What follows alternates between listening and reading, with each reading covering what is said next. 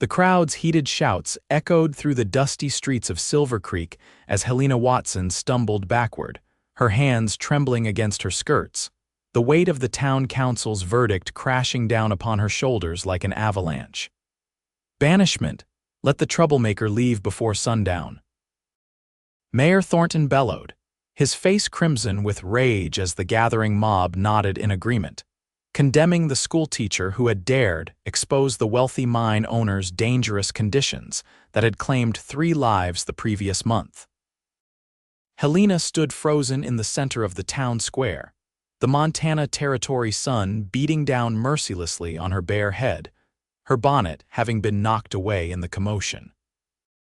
At 25, she had believed her position as the town's schoolteacher would protect her, that education meant something in this frontier settlement of 1876. But she had miscalculated how deeply Samuel Blackwell's pockets reached into the town's affairs. "You have until sundown," Thornton repeated, his voice cutting through the murmurs of the crowd. "Take what you can carry and leave Silvercreek. Your kind of trouble isn't welcome here." Helena felt her throat constrict, tears threatening to spill. Everything she had built over the past 3 years, the schoolhouse she had helped raise from nothing but rough-hewn lumber, the children she had taught to read and cipher, the small but respectable life she had carved out for herself after fleeing east following her parents' deaths, all of it reduced to ashes because she couldn't stay silent about the truth. 2 hours later, Helena had packed her meager belongings into a single trunk. She stood in her small room above the mercantile, looking at the bed where she would never again sleep, the small writing desk where she had composed letters to the territorial governor about the need for more books, more supplies, more attention to the education of frontier children. Now those dreams lay shattered at her feet. Mrs. Holloway, the mercantile owner's wife, appeared in the doorway, her normally friendly face pinched with worry. "I've arranged for Wilkins to take you as far as Fort Harrison on his supply wagon. It leaves in 30 minutes. She hesitated, then pressed a small pouch into Helena's palm. "It's not much, but it might help." Helena felt the weight of coins in the pouch and shook her head. "I cannot accept this." "You must," the older woman insisted. "What you did was right, Helena. Those miners had families. Someone needed to speak for them. And now I am banished for it," Helena replied bitterly. "Sometimes truth has a price," Mrs. Holloway said softly, "but I believe the Lord watches over those who stand for what's right." She embraced Helena briefly before hurrying away, likely afraid of being seen showing kindness to the town pariah. The journey on Wilkins' wagon was silent and tense. The aging freight hauler hardly spoke 2 words to her, clearly afraid of association with the disgraced schoolteacher. Helena sat rigidly on the hard bench, her trunk secured behind them, watching as Silvercreek disappeared into the distance, taking with it all semblance of security she had known. Fort Harrison offered little comfort. The military outpost wasn't equipped to handle a lone woman with no connections and no destination. The commander's wife took pity on her, allowing her to sleep in the laundry for 2 nights while Helena contemplated her options, which were painfully few. On the morning of the 3rd day, Helena overheard talk of a supply wagon heading to the small settlement of Whitewater Creek, a 3-day journey west. With nowhere else to turn, she approached the wagon master, a gruff man named Peterson. "I can cook," she offered desperately. "And I can tend to minor injuries. I was the schoolteacher in Silvercreek before." She stopped herself, unwilling to reveal her banishment. Peterson eyed her suspiciously. "Ain't no place for a lady alone in Whitewater. It's rougher than here." "I have nowhere else to go, Mr. Peterson," Helena said, summoning what dignity she could manage. "And I am willing to work for my passage." Perhaps it was the determination in her eyes or simply the fact that his regular cook had taken ill, but Peterson eventually nodded. "We leave at first light. You'll cook for the men, and I'll see you safely to Whitewater. What happens after that ain't my concern." Dawn broke cold and clear as Helena climbed onto the supply wagon, her trunk secured among the barrels of flour and salt. The small convoy consisted of 3 wagons and 6 men, all regarding her with varying degrees of curiosity and wariness. She kept her head high, despite the knowledge that she was traveling into an uncertain future with strangers who owed her nothing. The Montana wilderness stretched before them, majestic and indifferent to human suffering. Helena found herself alternating between terror at her circumstances and a strange exhilaration at the untamed beauty surrounding her. By midday, they had left the relative safety of the fort far behind, following a rutted trail that wound through pine-covered hills and open meadows dotted with wildflowers.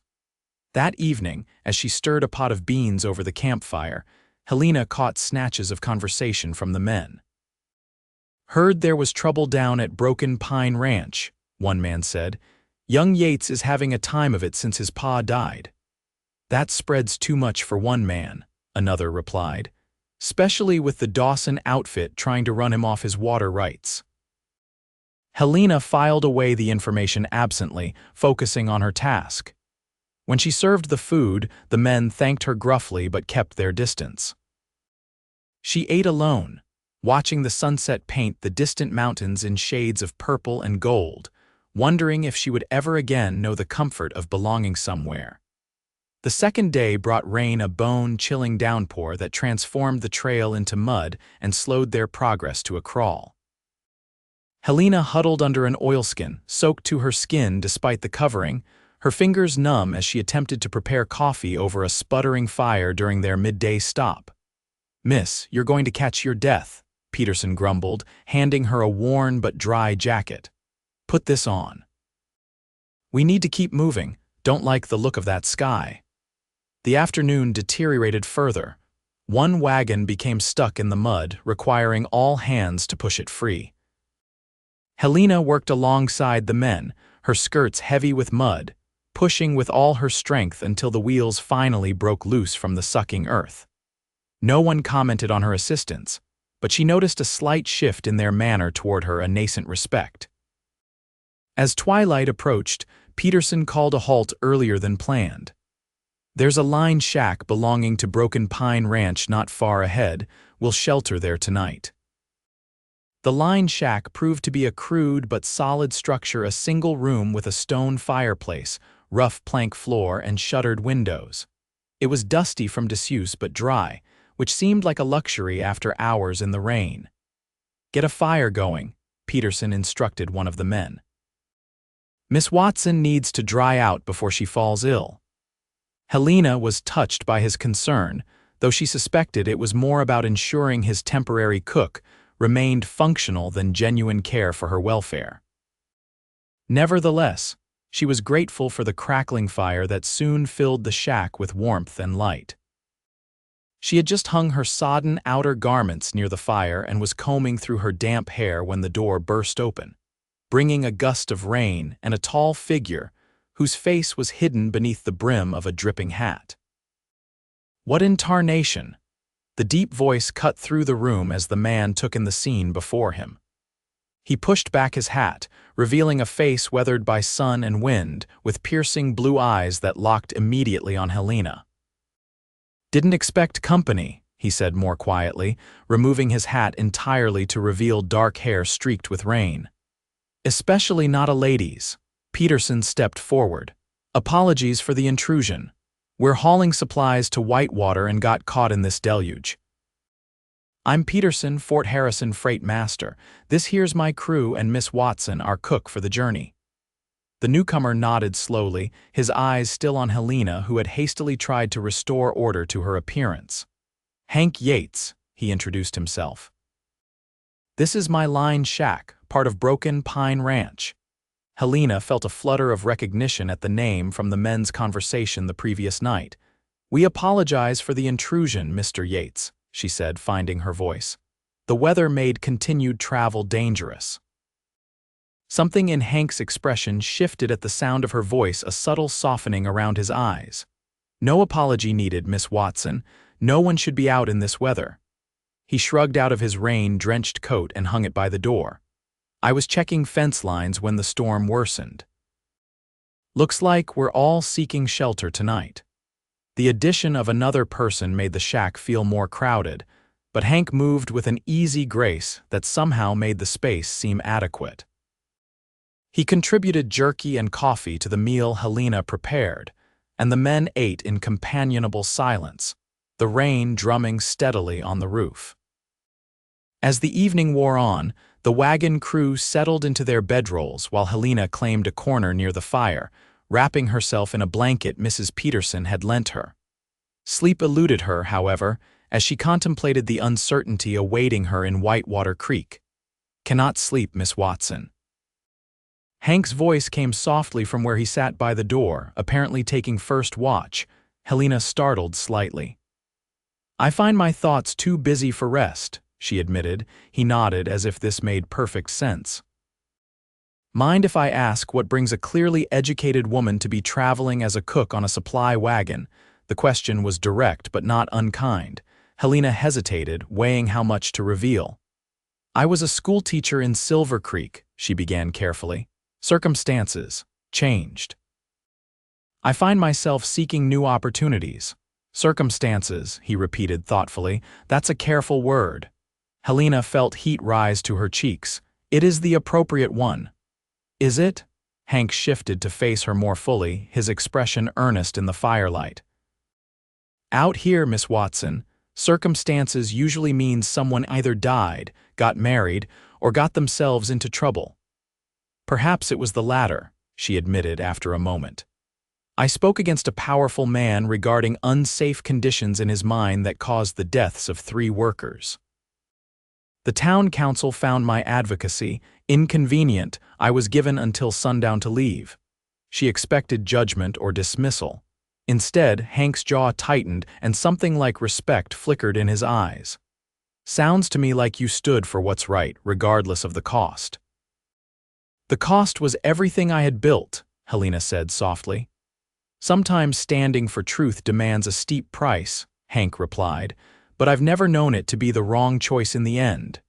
Helena studied him, surprised by the philosophy from this rugged rancher. "You speak as one who has made such choices." A shadow crossed his face. "Perhaps I have." He changed the subject. "What will you do in Whitewater?" "I haven't the luxury of a plan beyond arrival," she confessed. "I hope to find employment teaching if possible, though I understand frontier settlements often have different priorities." Hank considered this. "Whitewater's growing, but it's rough, not much call for education yet." He hesitated before adding, "My ranch is short-handed since my father passed.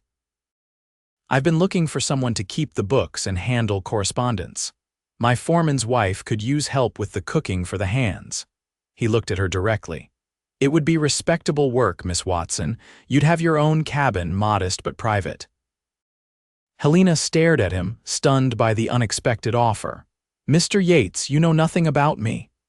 "I know you stood for truth when it cost you everything," he replied simply. "That tells me enough about your character. The rest we can sort out in time."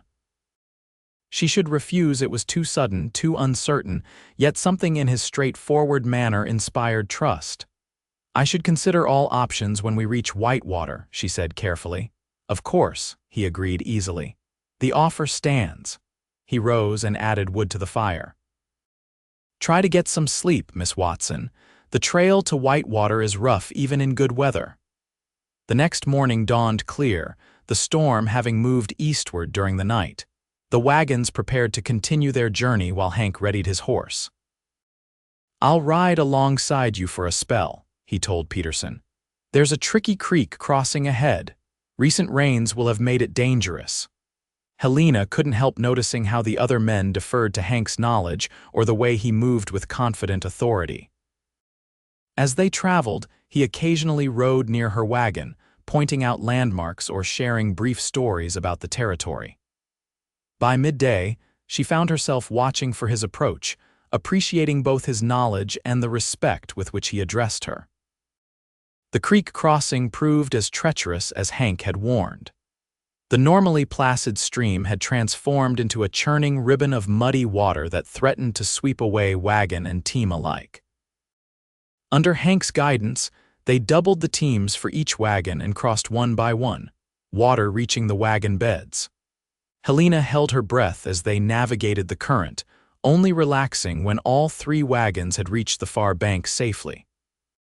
"We'd have lost a wagon without your help, Yates," Peterson acknowledged as they prepared to continue. "Maybe worse." Hank nodded modestly, "Glad I was here." His eyes found Helena's. "Take care on the remainder of your journey, Miss Watson. Remember what I said." She nodded, a strange reluctance filling her at the thought of his departure. "Thank you for your assistance, Mr. Yates." He tipped his hat and turned his horse away, riding back toward his ranch. Helena watched until he disappeared over a rise, wondering why she felt as though something significant was slipping away. The final day and a half to Whitewater Creek passed without incident. As they crested the last hill, Helena got her first glimpse of her destination, a cluster of buildings straddling a fast-moving creek, smoke rising from several chimneys. Horses hitched to rails outside what appeared to be a saloon and general store. It was smaller than Silvercreek, but showed signs of growth, with several buildings under construction. Peterson guided the wagons to the general store, where a crowd quickly gathered to help unload the supplies. Helena stood uncertainly beside her trunk, suddenly aware of how vulnerable her position was. She had enough money for perhaps a week's lodging at the small hotel across the street, but without immediate employment, her future looked bleak. "Miss Watson." A woman approached, perhaps 40 years old, with kind eyes and practical clothing. "I'm Martha Collins. My husband owns the store here. Peterson sent word ahead about you, said you were a schoolteacher looking for a fresh start." Helena was surprised by Peterson's thoughtfulness. "Yes, that's correct, Mrs. Collins. Well, we've no proper school yet, but several families have been talking about pooling resources to hire a teacher. In the meantime, I could use help in the store and with keeping the accounts. We've got a small room above the store you could take in exchange for work, if that suits." Relief washed over Helena. "That would be most appreciated, Mrs. Collins." "Good, then it's settled. Come along, I'll show you where you'll stay." The room was tiny but clean, with a narrow bed, washstand, and small table. The window overlooked the main street, giving Helena a view of the town's comings and goings. It wasn't much, but it represented safety and a chance to rebuild. Over the next 2 weeks, Helena settled into a routine at the Collins store. She worked diligently, applying her organizational skills to their chaotic bookkeeping system and helping customers with selections. Word of her background as a teacher spread, and several families approached her about lessons for their children. "You could use the back room of the store in the afternoons," Mr. Collins offered when she mentioned the inquiries. "It's not much, but it's a start." Helena began teaching 6 children for 2 hours each afternoon, her heart lifting at returning to her vocation, however modest the setting. Yet despite the welcome she had received in Whitewater, she found herself thinking often of Hank Yates and his unexpected offer. Nearly 3 weeks after her arrival, Helena was arranging new inventory when the store's bell jingled. She looked up to see Hank Yates removing his hat as he entered, his tall frame filling the doorway. "Mr. Yates," she exclaimed, unable to hide her surprise. "Miss Watson," he replied with a slight smile, "I see you found a place in Whitewater." "I have," she confirmed, suddenly conscious of her plain work dress and hair escaping its pins. "The Collins have been very kind," he nodded, glancing around the store. "I heard you've started teaching some of the children as well. News travels quickly," she observed. "Small communities," he said by way of explanation. He hesitated, then continued more directly. "I've come to town for supplies, but also to see if you'd given any thought to my offer." Helena felt her heartbeat quicken. "I have," she admitted, "though I'm grateful for the position here." "Of course," he said, his expression carefully neutral. "I wouldn't want to pull you away from something that suits you." Before she could respond, Mrs. Collins emerged from the storeroom. "Hank Yates, haven't seen you in Whitewater in months. What brings you to town?" "Supply run," he answered easily. "And checking on Miss Watson's welfare." Mrs. Collins gave Helena a curious glance. "You two are acquainted. We met during my journey here." Helena explained. Mr. Yates offered assistance when the creek crossing was dangerous. Did more than that from what Peterson said, Mrs. Collins replied. Said you offered Miss Watson a position at Broken Pine, Hank nodded. The offer stands. Mrs. Collins studied them both thoughtfully. Helena's been a godsend to our little store and the children adore her lessons. She paused. But a proper position as a ranch manager might better suit her talents and pay better than what we can offer. Mrs. Collins, Helena began, but the older woman held up a hand. Dear, I'll speak plainly. You've organized our books better in 3 weeks than they've been in 3 years, and your teaching has those children actually eager to learn. But Whitewater isn't ready for a full-time teacher yet, and store work isn't your calling. She smiled kindly. We'd hate to lose you, but I'd rather see you use your full talents. Helena felt torn between gratitude for Mrs. Collins' generosity and uncertainty about making such a significant change. Perhaps Miss Watson could join me for dinner at the hotel, Hank suggested. We could discuss the particulars of the position more thoroughly, allowing her to make an informed decision. An excellent idea, Mrs. Collins agreed before Helena could respond. Go on, dear. I can manage the store for the remainder of the afternoon. That evening, seated across from Hank in the small hotel dining room, Helena found herself both nervous and intrigued. He had cleaned up for the occasion, his dark hair neatly combed, wearing a clean shirt beneath his vest. I appreciate your consideration of my offer, Hank began after they had ordered. I want to be completely transparent about what I'm proposing. I would expect nothing less, Helena replied. Broken Pine Ranch was my father's dream. He built it from nothing over 30 years. When he passed last winter, I inherited not just the land but his vision for what it could become. Hank's eyes held a determined intensity. I've expanded the herd and improved the bloodlines. We're not just a cattle operation anymore, we're breeding horses too, and I've started experimenting with new grass varieties for better grazing. That sounds ambitious, Helena observed. It is, and that's why I need someone like you. His directness was refreshing. I need someone who can manage correspondence with buyers, keep accurate breeding records, handle the accounts, and help draft contracts. The ranch is growing faster than my ability to manage the business side while still running the day-to-day operations. And what of the cooking for your ranch hands? She asked, remembering his earlier mention. My foreman's wife, Sarah, handles most of that now, but she's expecting their 3rd child and could use assistance. However, he added firmly, I'm not looking to hire you as a cook, Miss Watson.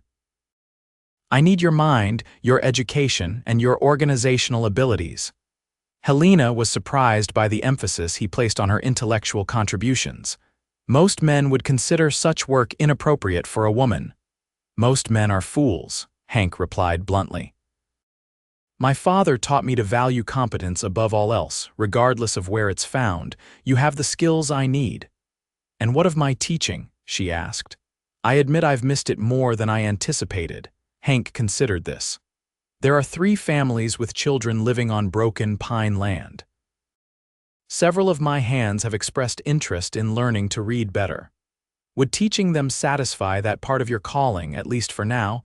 The thought of continuing to teach, even informally, eased one of her primary concerns. It would help, she acknowledged. But Mr. Yates, I must ask, why me? Surely there are others with similar skills. Hank was quiet for a moment, seeming to choose his words carefully. When Peterson told me what happened in Silvercreek, how you stood up for those miners despite knowing it might cost you everything, I recognized something I value highly. His eyes met hers steadily. Integrity. The willingness to speak truth regardless of the consequences. He paused. My father had that quality. It's rare, especially out here where compromise often seems the easier path. Helena felt a flush of emotion at his words.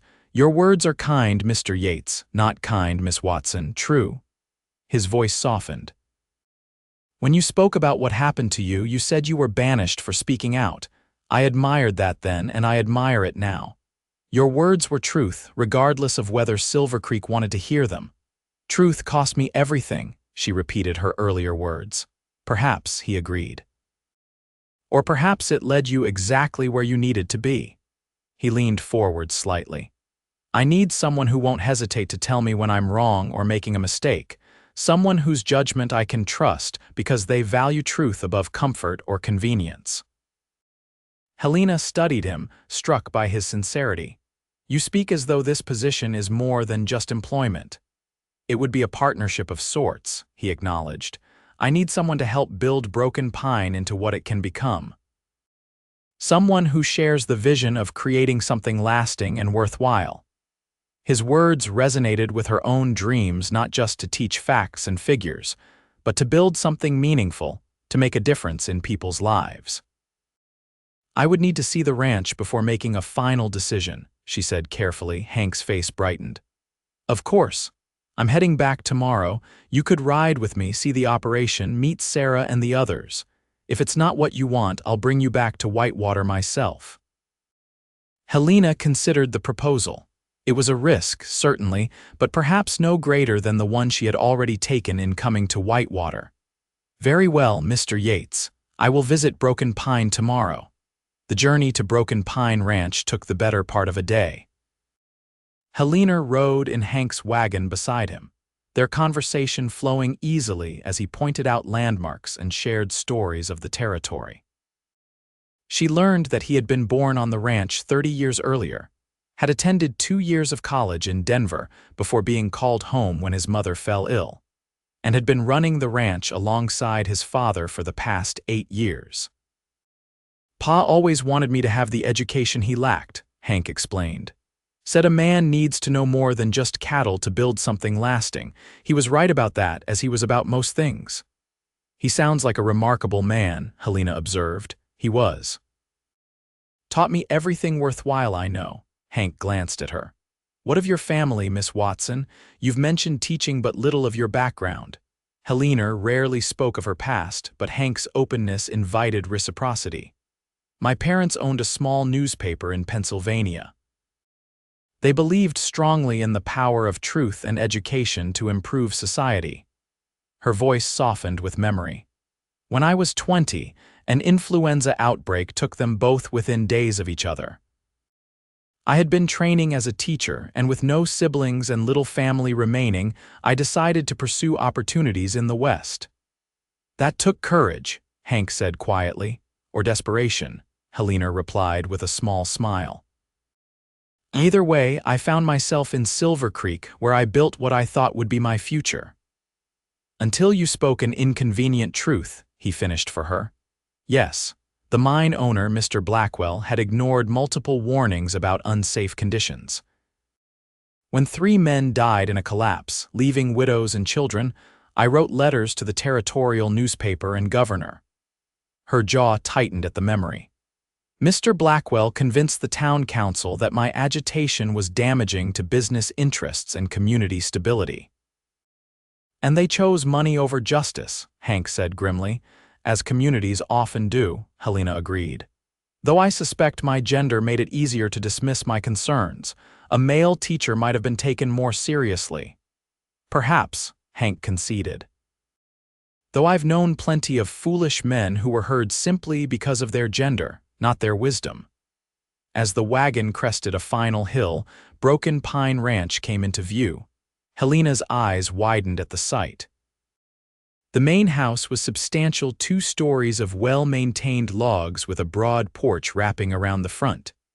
Several smaller cabins clustered nearby, along with a large barn, corrals, and outbuildings. The setting was magnificent, with pine-covered hills rising behind the buildings and a vast meadow stretching before them, where cattle and horses grazed in separate pastures. It's beautiful, she breathed.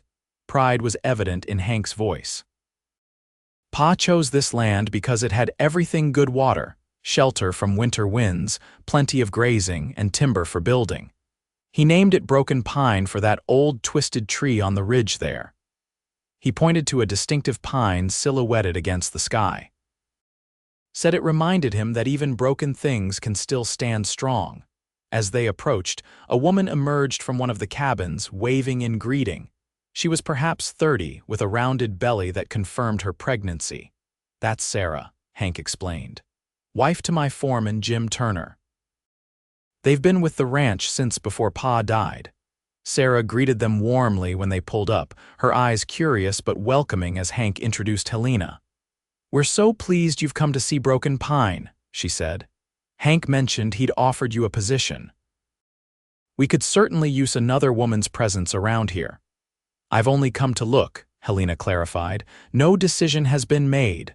"Of course," Sarah agreed easily. "Come inside and have some coffee. You must be tired from the journey." The Turner cabin was simple but comfortable, with handmade furniture and colorful curtains brightening the windows.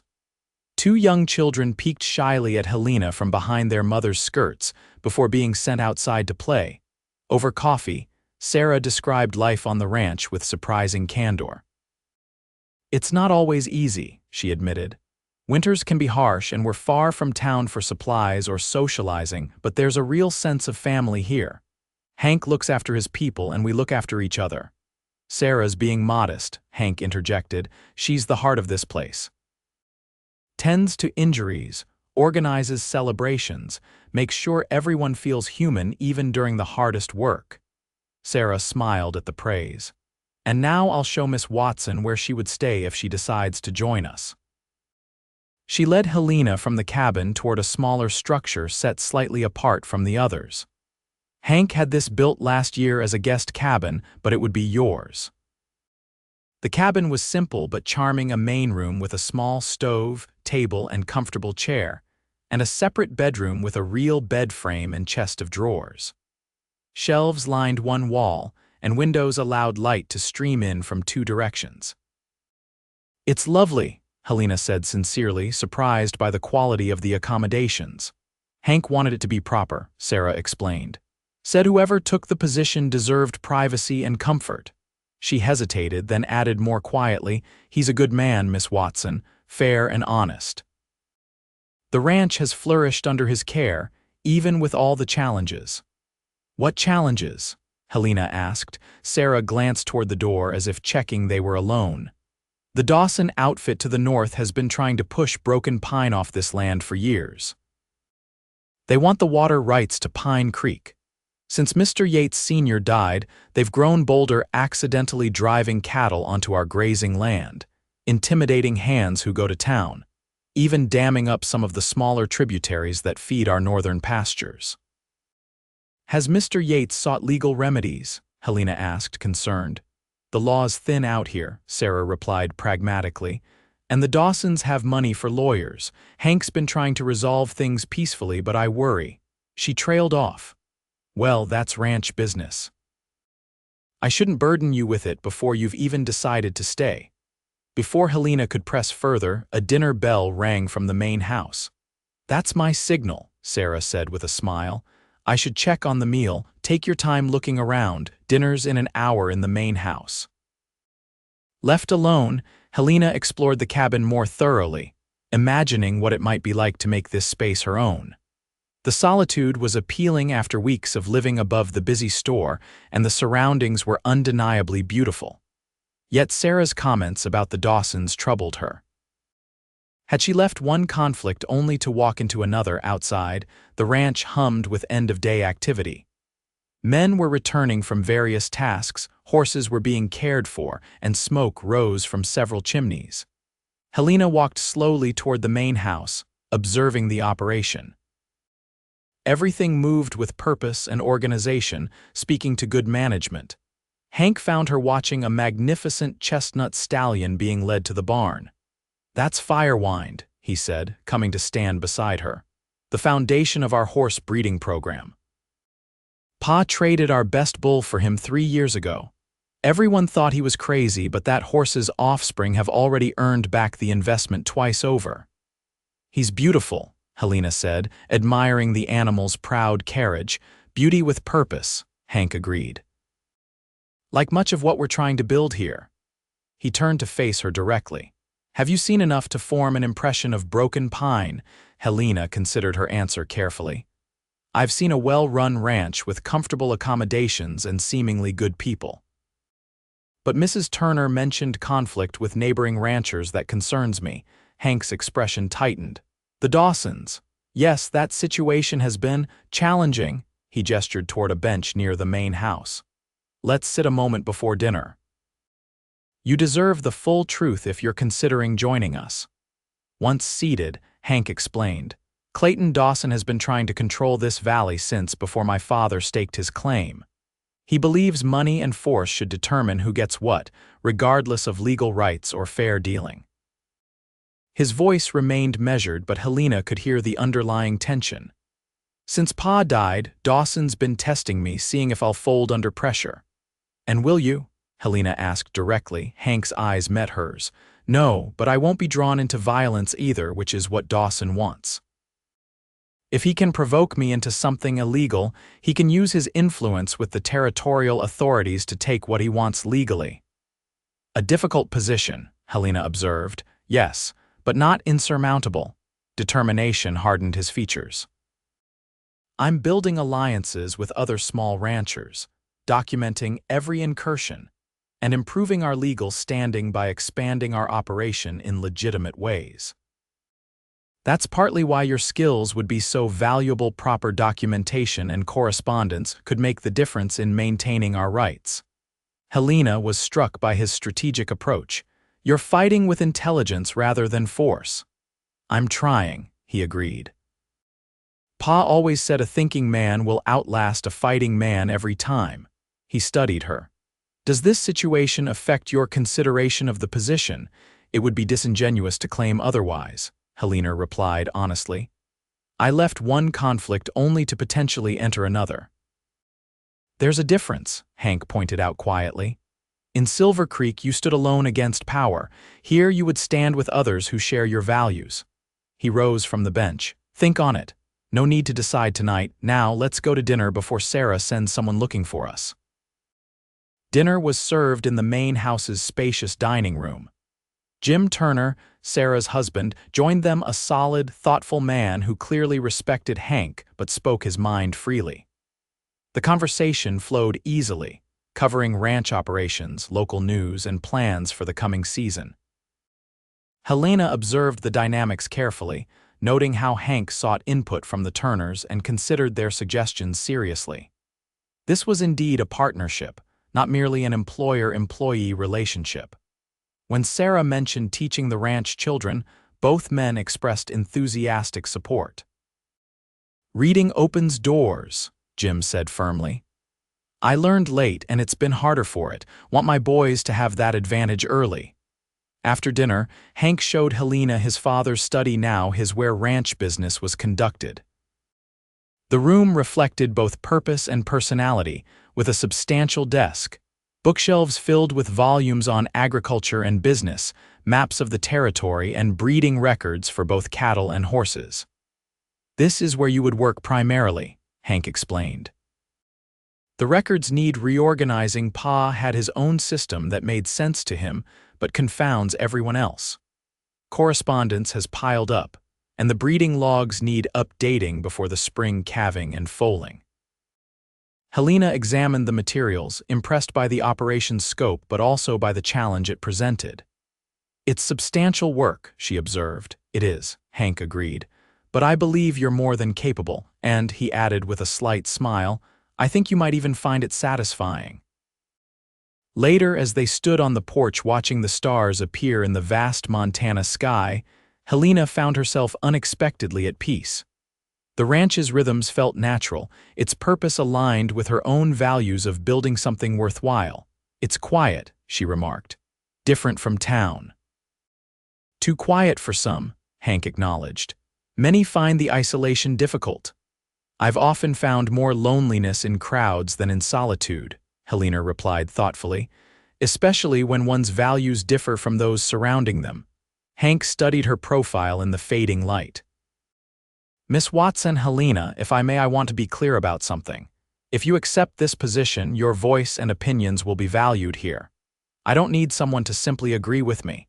I need someone who will speak truth, even when it's difficult to hear. The sincerity in his voice touched something deep within her. "Your words remind me of something my father often said," she murmured.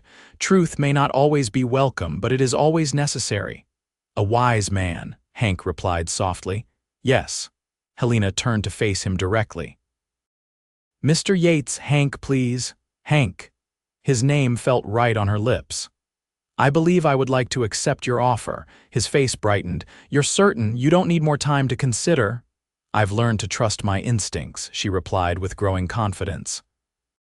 "This feels right in a way few things have since I lost my parents. There is purpose here and principles I can respect."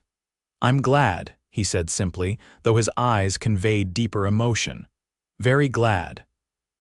The weeks that followed Helena's arrival at Broken Pine were filled with activity as she settled into her role. The ranch records indeed required substantial reorganization, but she approached the task methodically, creating systems that would serve the operation well into the future. She began corresponding with buyers and suppliers, her articulate letters establishing Broken Pine's reputation for professionalism. Each afternoon, she taught reading and arithmetic to the ranch children, including two of the hands who shyly asked to join the lessons. The small school she established in one corner of an unused storage building soon became a source of pride for the entire ranch. Hank proved to be an excellent partner in the ranch's management. He respected her opinions, considered her suggestions carefully, and never treated her as subordinate despite her technical employment. They developed a comfortable rhythm of morning meetings to discuss priorities, collaborative problem-solving, and genuine appreciation for each other's contributions. Spring brought new calves and foals, keeping everyone busy with the cycle of birth and renewal. Helena found unexpected joy in witnessing new life emerge, in tracking the bloodlines she had so carefully documented, and in seeing tangible results of the ranch's thoughtful management. She also grew closer to Sarah, whose third child arrived in early April, a healthy daughter who brought new energy to the ranch community. Helena helped where she could, giving Sarah respite and developing a deep friendship with the capable woman.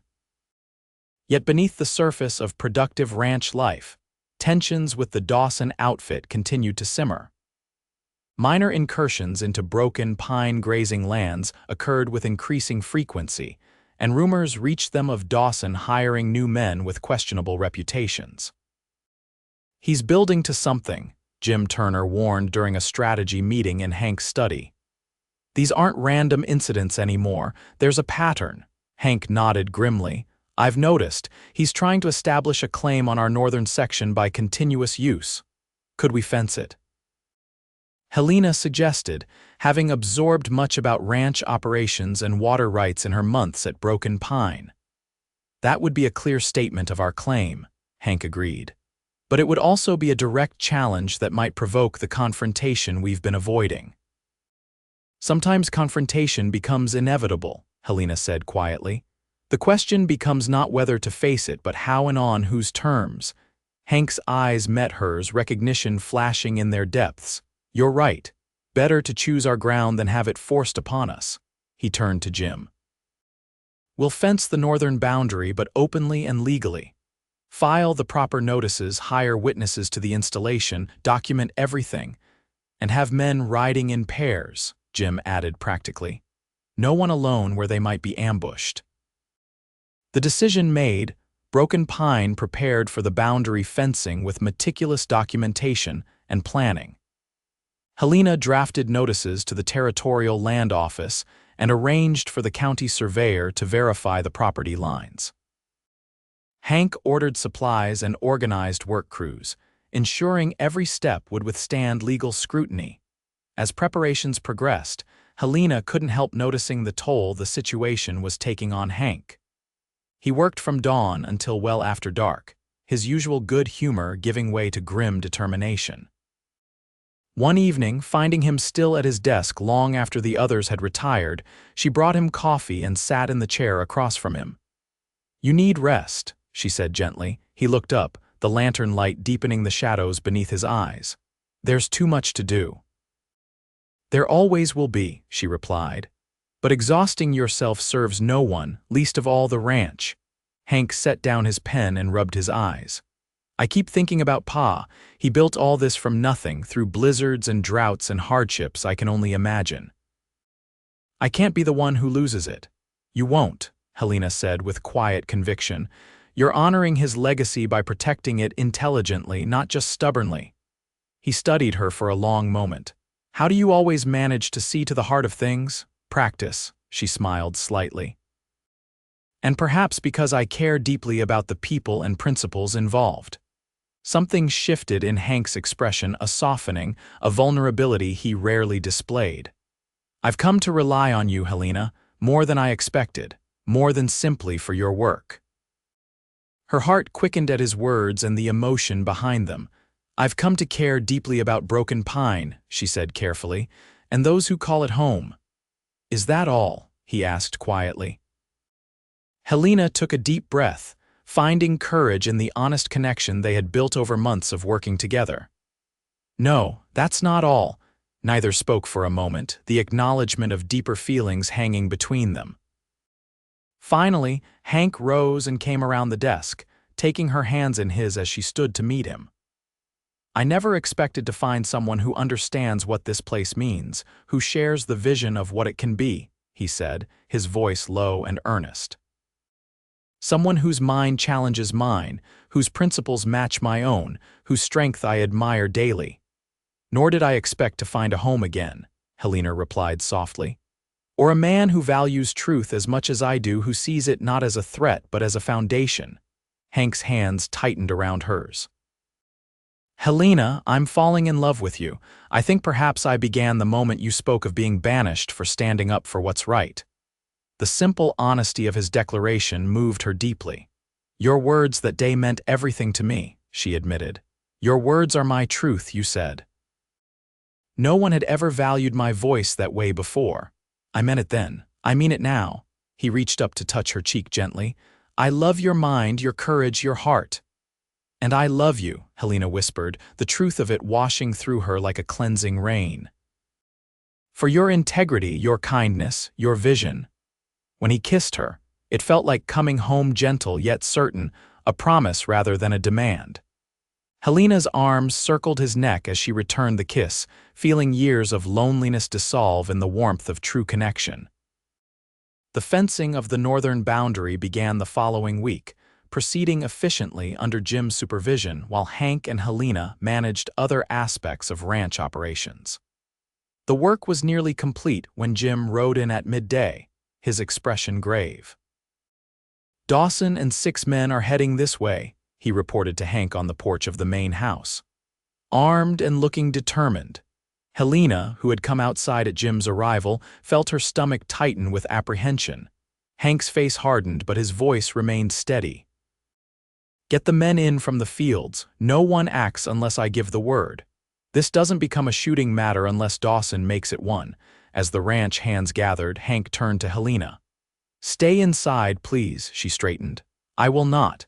If this concerns Broken Pine, it concerns me. Helena, he began, concern evident in his face.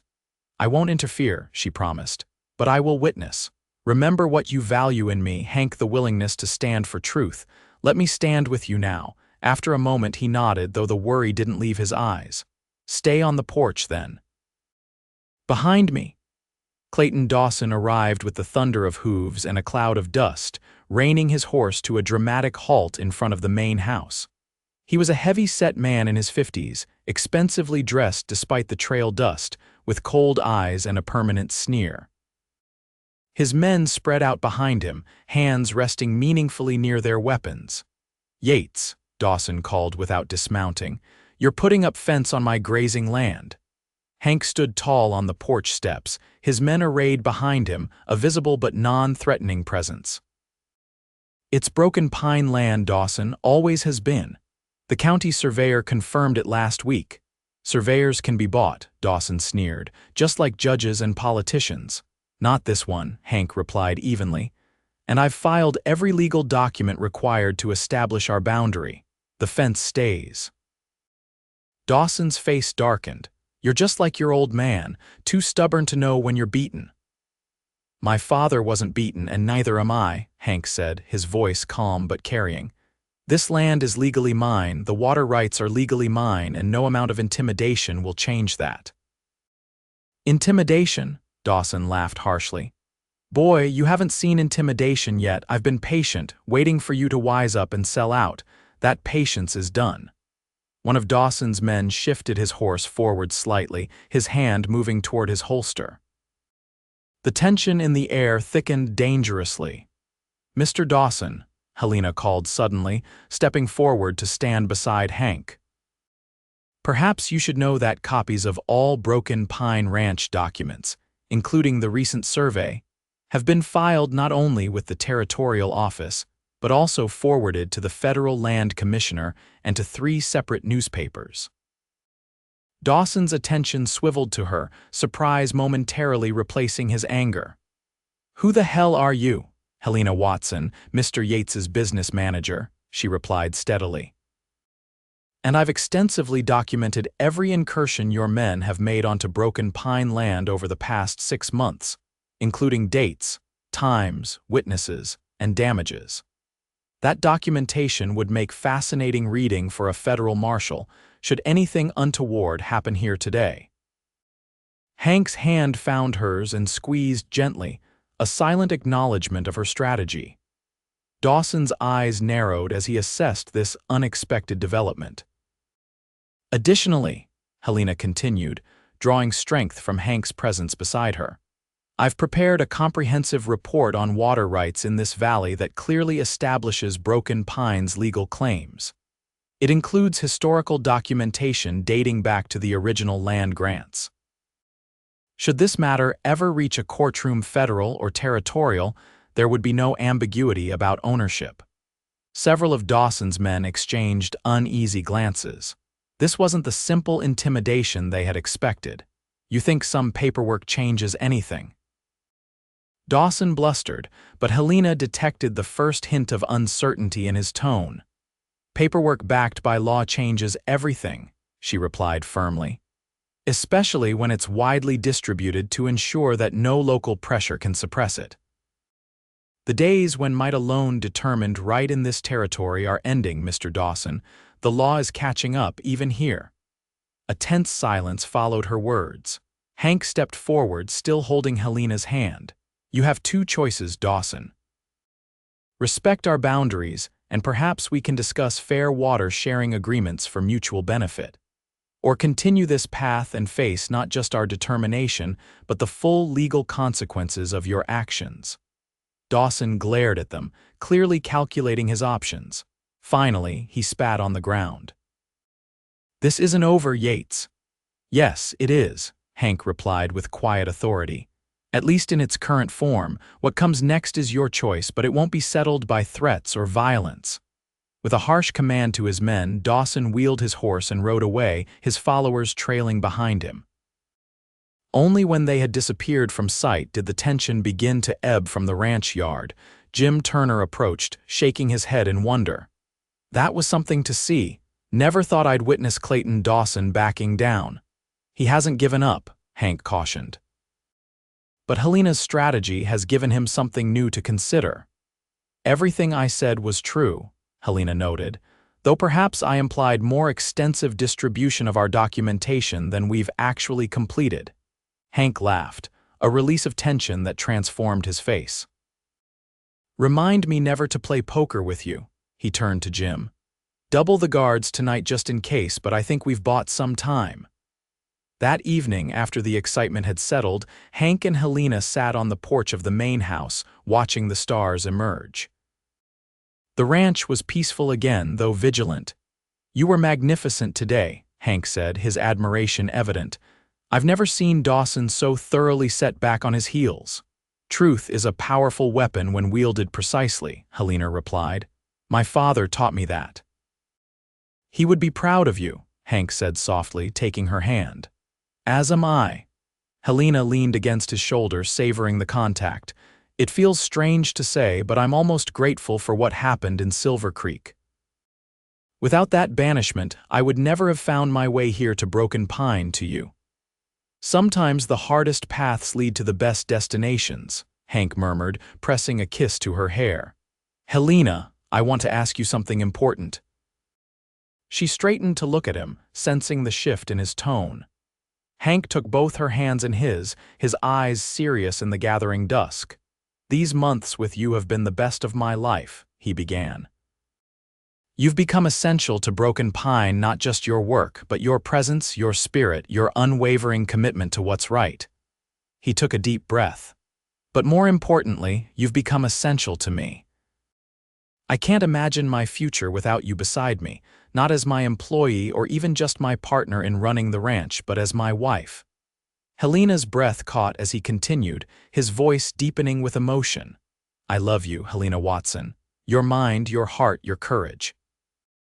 I love how you stand for truth even when it costs you everything.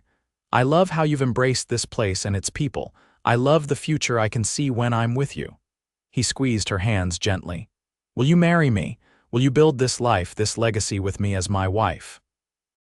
Tears welled in Helena's eyes, not of sadness but of profound joy. "Yes," she whispered, then more strongly, "Yes, Hank, I love you. I want nothing more than to build our future together."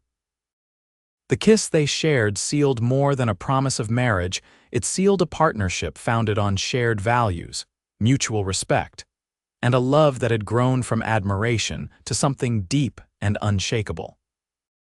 1 year later, Helena stood on the same porch, watching as riders approached from the direction of town. Beside her, Hank slipped an arm around her waist, his other hand resting proudly on the fence of the newly expanded garden she had established. "The new schoolteacher," he observed as the wagon drew closer. "Right on time." Helena nodded, satisfaction warming her heart. "Broken Pine's first official school. I never imagined when I started teaching our few children that it would grow to need a dedicated teacher." "Your vision made it happen," Hank reminded her. "Just like your strategy with Dawson opened the door to the water-sharing agreement that's benefiting the entire valley." The past year had brought remarkable changes. Following the confrontation, Dawson had indeed reconsidered his position, especially after learning that Helena's implied legal preparations had quickly become reality. A negotiated settlement had eventually been reached, with clear boundaries established and fair water access guaranteed for all ranches in the valley. The prosperity that followed had allowed Broken Pine to expand its operations and influence. "We've built something good here," Helena said softly, her free hand resting on the gentle swell of her belly where their first child grew. "Something true." Hank's eyes filled with tenderness as he covered her hand with his own. "It began the day you arrived," he said. "When I recognized in you the same commitment to truth that I valued above all else." He smiled, remembering. "You were banished for speaking out, but I knew then your words were my truth." "And they always will be," Helena promised, leaning into his embrace as they prepared to welcome the newest addition to the community. They had built together a community founded on integrity, vision, and the courage to stand for what was right, no matter the cost. In the distance, the twisted pine that had given the ranch its name stood silhouetted against the vast Montana sky, broken yet strong, enduring despite all challenges, much like the love and partnership that now formed the heart of Broken Pine Ranch.